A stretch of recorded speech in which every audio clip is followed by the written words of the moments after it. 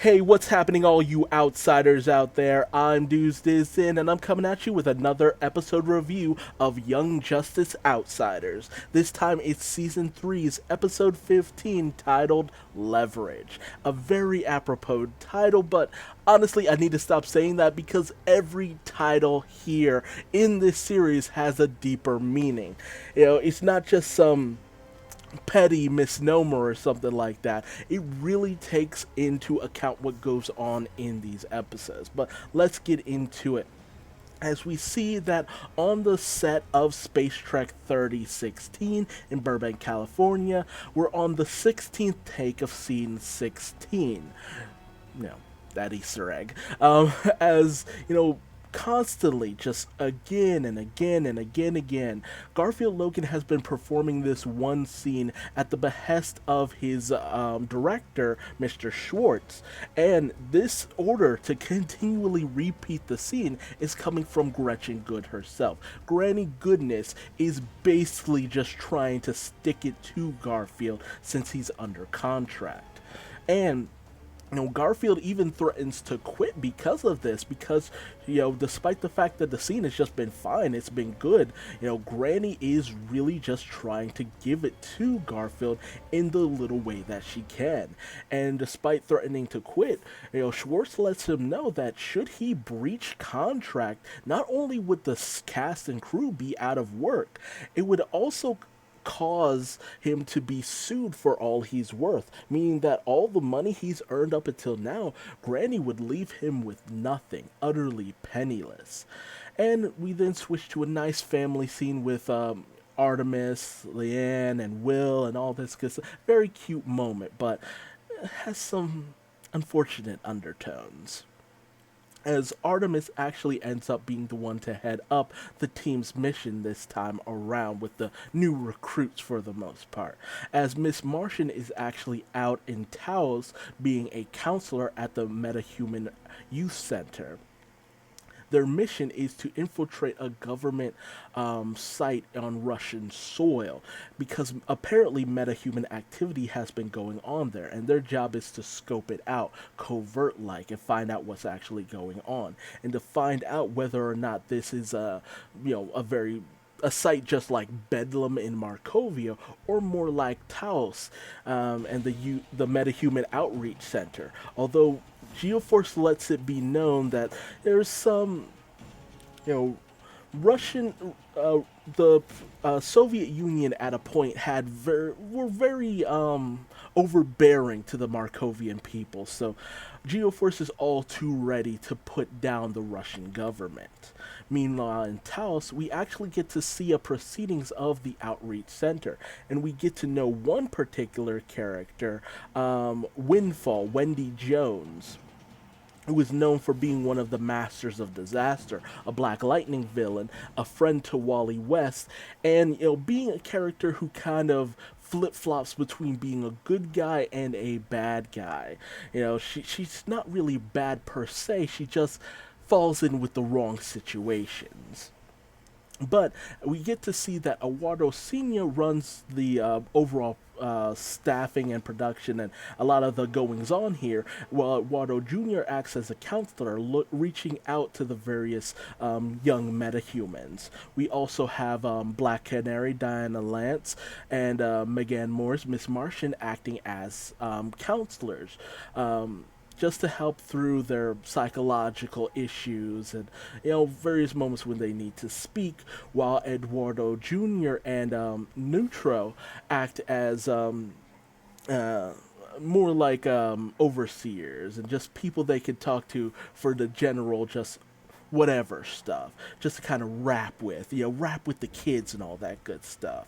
We also are shown by Eduardo Sr. that they have inhibitor collars from Bell Rev, and they make it known that, hey, these are former prisoner garb, and these are a choice. You can choose to leave, you can choose to stay, you can choose to, use your powers whenever, you can choose to put on the collars and just have your powers shut off. Everything is your choice. So they're doing their best to be as transparent as possible about these various situations. And it's very nice. It shows just how much they care about these youth and what they're doing to actually try to, help them along and adapt to normal civilian life. And it shows that Wendy is actually kind of coming around to this. She's kind of smitten with Eduardo for the most part, and she's doing her best in order to. She will do her best in order to please him for the most part, and gain a friend in Eduardo.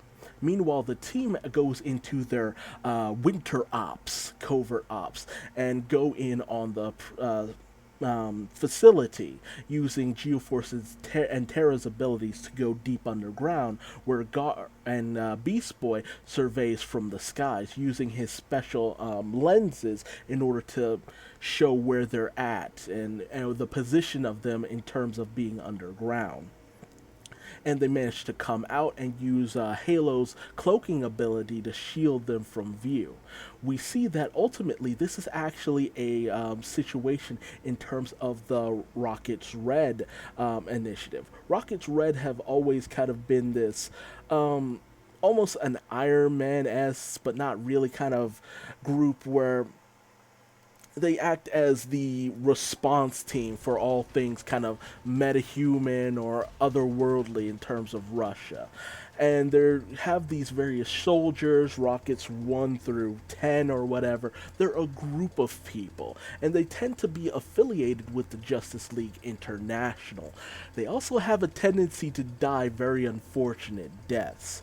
Now, the first one of Rockets Red is actually one who is a Young Justice original, Olga Laichi.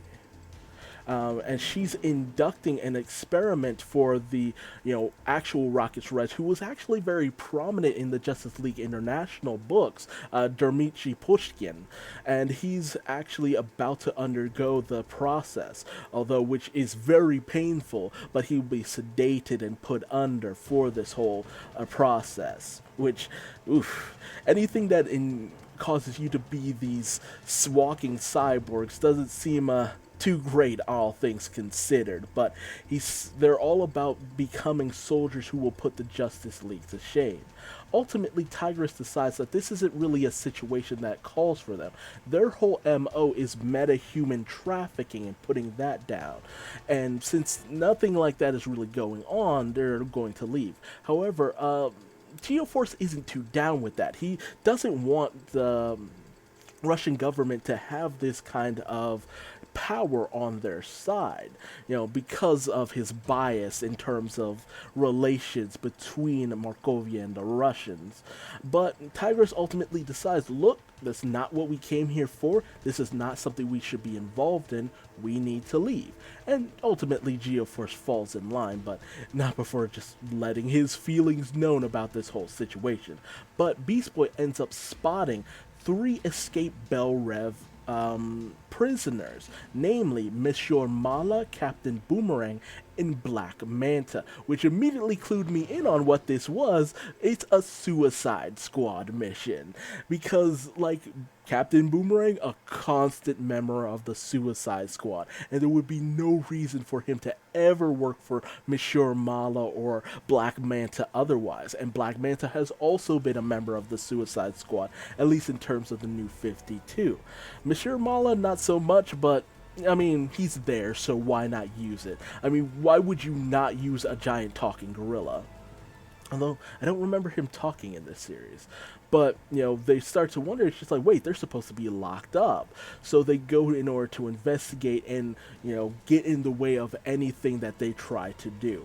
And naturally, the team comes in to intercept them, and the bad guys are all too willing to go straight through them for their objective. Black Manta in particular, because of the situation and the episode Summit, where Tigress and Aqualad revealed themselves to be double agents, which, put Black Manta through a lot of heartache. Meanwhile, Rockets Red number 1 goes out to find out what's going on as Dmitry decides to undergo the process without anesthesia, as he wants to immediately go in. And man, that process looks painful as fook. Like, no thank you. But during the course of the battle, Captain Boomerang says something that immediately triggers something within Halo. Now, it was a sexist remark, but Halo has a memory of something that she did in the past. But because she's distracted by this, Captain Boomerang is naturally able to gore her on his boomerang because, yeah, why can't we just have, when can we not have a moment where Halo is brutally killed? Like, dude, guys, come on. I get it. She's immortal. She can heal herself. Can we stop with this? But as the fight starts to go south, Black Manta says that they should retreat, and as they run away under a smoke bomb, Tigress is all about giving chase, but they end up being cornered by the Rocket's Red. And because of her injuries, Halo isn't able to create a boom tube allowing them to escape. So Tigress basically just, gives up, not wanting to escalate the conflict any further. But seeing this, Black Manta informs Waller, who's on the other end of the line, who's in comms with them, that this is all part of the Black Ops team for the Justice League, which serves as a surprise to most of them, although Monsieur Mala and Black Manta were in the know about this as well. And they have all the information that they need on all of them: Garfield Logan, Brion Markov, and Tigress, and their various affiliations. And while Black Manta feels that maybe it's time to pull out from the ops, Amanda Waller is having none of that. They are the Suicide Squad. They are utterly expendable, and they have to do whatever they can in order to, complete the objective, namely steal the Rocket's Red technology. So, she gives the okay to, do with the team whatever they must. Meanwhile, Eduardo Jr. continues to rap with the various kids who are around, and he lets them know that, yeah, I had a problem with my metahuman abilities. At a time, I would have even taken one of the collars, but I ultimately decided against it because I felt that I was in control of my abilities, of my powers. And, everyone kind of vibes with this for the most part. They actually seem to be invested in what he has to say. Here and there, Livewire, being who she is naturally kind of snarky about it, but she goes along with it for the most part, at least because of her connection to Mist. This character that she seems to care a lot for, which I don't remember that from the comics, but then again, this is a continuity where they do things that they need to in order to further people's characters. And in terms of Wendy, she lets it know that, yeah, she also believes that color wouldn't really help her in the end. She's not a dog after all. And it just shows that we are continuing that growing acceptance between these two, this mutual understanding, and this almost mutual infatuation. Meanwhile, the Rocket's Red end up coming under attack from the Suicide Squad. And with them down, it leaves them in, the crossroads between the Suicide Squad, who go out in on the team in order to take them out of the picture. And because of her injuries, Halo starts to kind of strain in keeping her shield up. But thanks to cover fire by Forager and the Bioship, they're able to go back on the offensive, with Beast Boy taking out Captain Boomerang, Terra taking out Monsieur Mala, and the Rocket's Red recovering in time to take out Black Manta. But no sooner does that happen do they turn their guns on the team, only for one of them, Dimitri, to notice, hey, aren't you Torque from that one show? So it's just like, I love the fact that people actually really do recognize Beast Boy and the popularity of that show. But Tigret lets it be known that, hey, if we had wanted to actually do any damage to you in general, we would have had our Bioship fire upon you. But, Dimitri's not buying it. He's just like, no, you have violated the sovereignty of Russia. Why should we believe anything you say? But Tigress offers an ultimatum. Do you really want the world at large to know that you allowed two separate covert ops American teams to infiltrate your base, to get this far into Russian soil? And ultimately, Olga's just like, you know what? fine, just get out of here. Just get the hell out of here. Just being completely done with them in general, and take those trash out with you. We then cut back to a training session with the various metahuman teams, Mist, Livewire, and Wendy. And, Mist and Livewire are just like, well, we don't really need training. We're Mist and Livewire. We've already pretty much have our abilities down. Wendy, not wanting to feel left out, calls herself Windfall and wants to display her powers and be a natural with them as Livewire and Mist are. But she starts to get a little out of hand as Eduardo goes in to just try to warn her, like, maybe you should tone it down. But it proves to be too late as Mist ends up being sucked into Windfall's wind tunnel, and this causes Livewire to retaliate in order to help her friend, getting Windfall but not really harming her, just kind of shocking her out of the moment. But Livewire is all too ready to throw down with Windfall, and Windfall is not one to want to back down from this situation.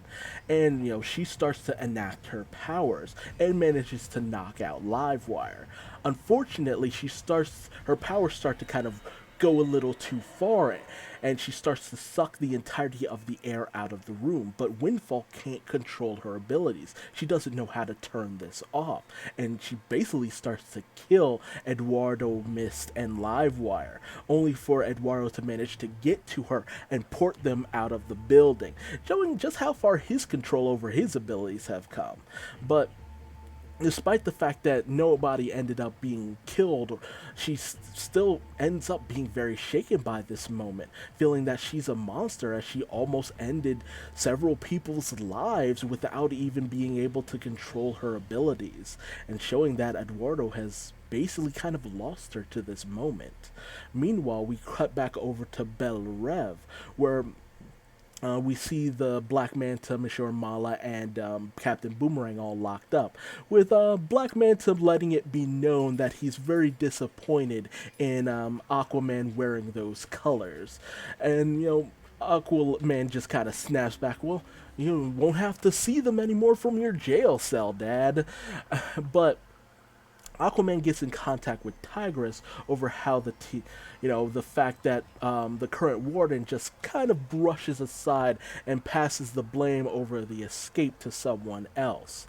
So Aquaman ultimately asks Tigress how she feels that the team did, and she says that despite the fact that Halo ended up getting injured because of a moment of hesitation, the team did okay for the most part. But Garfield starts to wonder, hey, isn't it time for another press conference to put out what went on at Belle Rev and what the Suicide Squad were doing? Only for Amanda Waller to come in as if on cue to advise against that course of action, feeling that ultimately they were on a mission from the U.S. government, and because of the nature of Task Force X, the true name of the Suicide Squad, they can disavow anything that the Suicide Squad is involved in, just passing it off by just a random series of villain attacks. And when Aquaman starts to wonder why she would even tell him this, it's because Waller has information on the team, and because of that, should anything come out about Task Force X, things will come out about the Justice League's little covert team as well, meaning that should one team go down, the other will as well.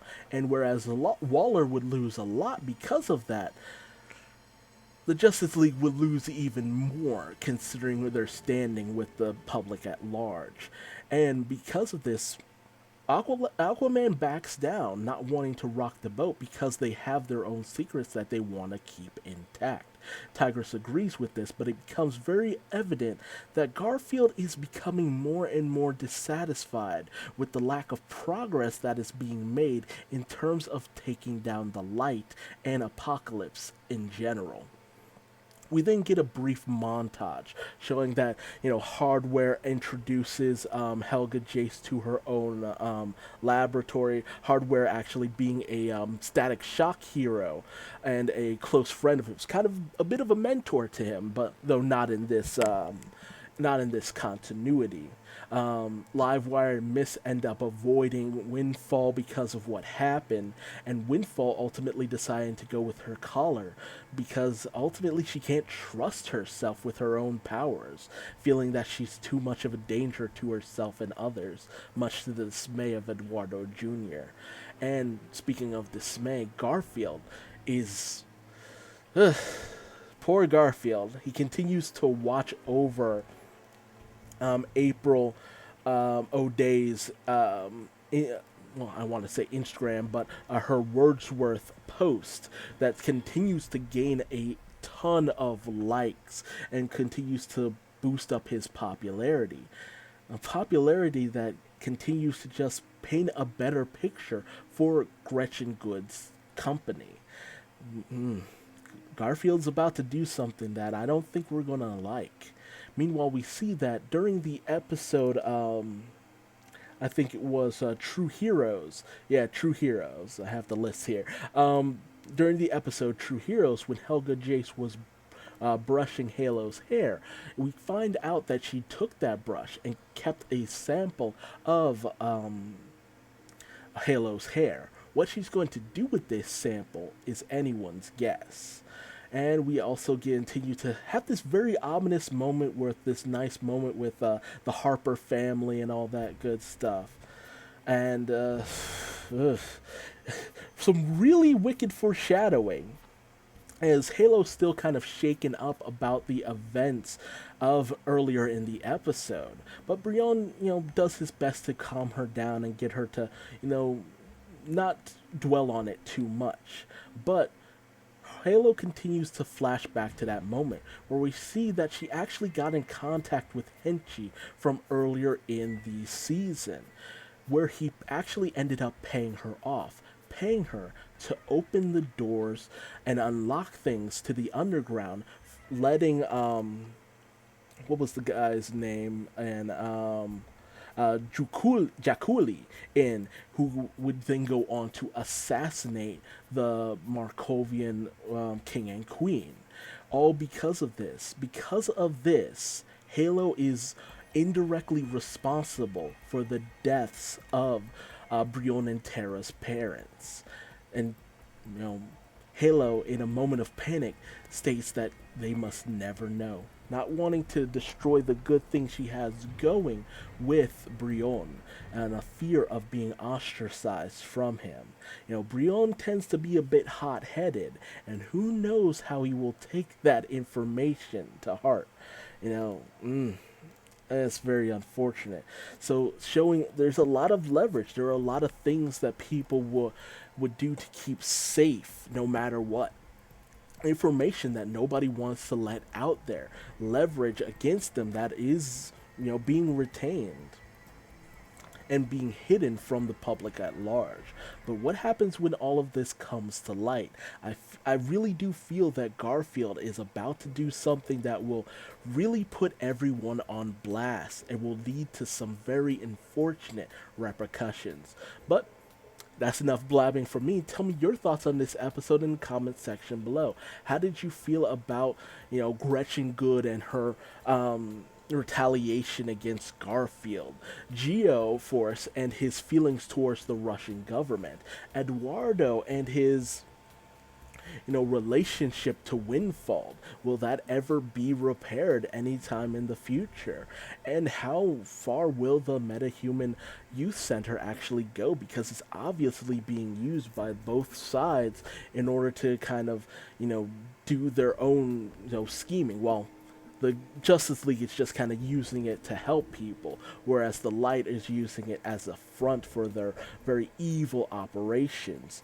And what of Amanda Waller? Well, at any point she put the Justice League on blast, as we saw in Justice League and Justice League Unlimited. And Amanda Waller held a lot of things over the Justice League's head in that series, and she was able to get away with a lot of devious stuff in that series in general.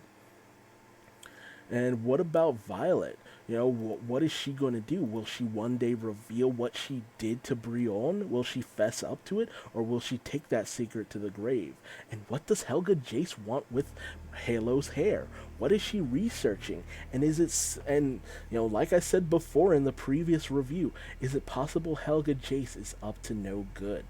Tell me all your thoughts and theories in the comment section below. And if you liked this video, feel free to leave me a like. If you didn't, feel free to give me a dislike and tell me what I did wrong in the comment section below. Subscribe and hit the bell icon. That way you never miss out on another Young Justice Outsiders episode review. And if you want to find me on social media, just Google Duuz-Diz-Din. I am everywhere, for better or for worse. And until the next video, just remember, I've got some leverage on all of you. And if you don't want it put out there, definitely tune in for the next episode. Until next time, I'm Duuz-Diz-Din, and much like Bruce Lee here, I think it's time for me to go to bed. Bye-bye.